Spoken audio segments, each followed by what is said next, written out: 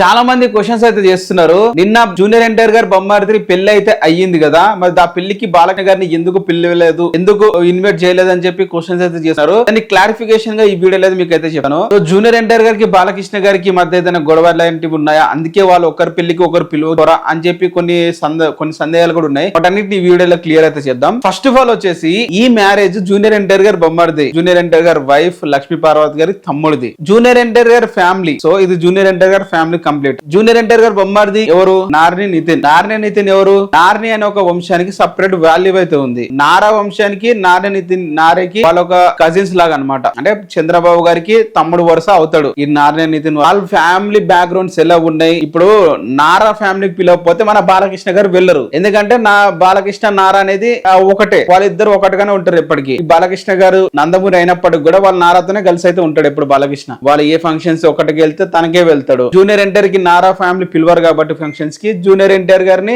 బాలకృష్ణ కూడా జూనియర్ ఎన్టీఆర్ గారి ఫంక్షన్స్ కూడా పిలవరు. ఇది జనరల్ గా జరిగే సీక్వెన్స్. సో ఇప్పుడు దీంట్లో మాట్లాడుకుంటే ఈ నార్ని నితిన్ ఫ్యామిలీ వాళ్ళు పిలిస్తే రావాలి కానీ జూనియర్ ఎన్టీఆర్ గారు పిలవాడు కదా. లాజిక్ మర్చిపోతున్నారు. నార్ని శ్రీనివాసరావు గారు తిని వచ్చేసి ఒకప్పుడు టీడీపీలో ఉండేవాడు, ఆ తర్వాత టీడీపీ నుంచి బయటకు వచ్చేసి వైసీపీలో కూడా వెళ్ళాడు అని ఇప్పుడు వైసీపీలోనే ఉన్నాడని చెప్పాలి. సో వాళ్ళు పొలిటికల్ గా చాలా డిఫరెన్స్ కూడా ఉన్నది. అదే విధంగా వాళ్ళు ఫంక్షన్ కి పిలవలేదు, సో రాలేదు. బట్ ఇటు పెళ్లి కూతురు సైడ్ నుంచి చూసుకుంటే విక్టర్ వెంకటేష్ గారి ఫ్యామిలీ నుంచి అయితే వీళ్ళకైతే మ్యారేజ్ అయితే జరుగుతుంది. అంటే విక్టర్ వెంకటేష్ గారు వాళ్ళ కజిన్స్ డాక్టర్ ఎవరో ఉండొచ్చు, దాని వల్ల వాళ్ళైతే పెళ్లి అయితే చేస్తున్నారు, వాళ్ళ అన్న కొడుకు కూతురు కొడుకు. సో వీళ్ళందరూ కలిసి వచ్చారు. నాగ చైతన్య, నారాయణ వీళ్ళందరూ ఎందుకు వచ్చారంటే ఈ ఫ్యామిలీ ఫంక్షన్ కి వాళ్ళు ఒకటే ఫ్యామిలీ కాబట్టి అందరు కలిసి అయితే రావడం అయితే జరిగింది. జూనియర్ ఎన్టీఆర్ గారు నారాయణ నితిన్ వాళ్ళ అక్క ద్వారా అయితే రావడం అయితే జరిగింది, వాళ్ళ బొమ్మరిది కాబట్టి. ఇక్కడ బాలకృష్ణ గారిని పిలవలేదంటే జూనియర్ ఎన్టీఆర్ కి సంబంధం అయితే ఉండదు కదా. అటు సైడ్ వాళ్ళ ఫ్యామిలీ వాళ్ళు పిలవాలి, అటు సైడ్ వాళ్ళ ఫ్యామిలీ బ్యాక్గ్రౌండ్ వాళ్ళు ఎవరు పిలకర్లీస్ వాళ్ళు పిలుచుకుంటారు కానీ జూనియర్ ఎన్టీఆర్ కి అయితే సంబంధం అయితే ఉండదు. దీంట్లో కూడా ఒక కాంట్రవర్సీగా చేసి జూనియర్ ఎన్టీఆర్ గారిని లాగడం అనేది తప్పనే చెప్పాలి. అండ్ అలాగే జూనియర్ ఎన్టీఆర్ గారు కూడా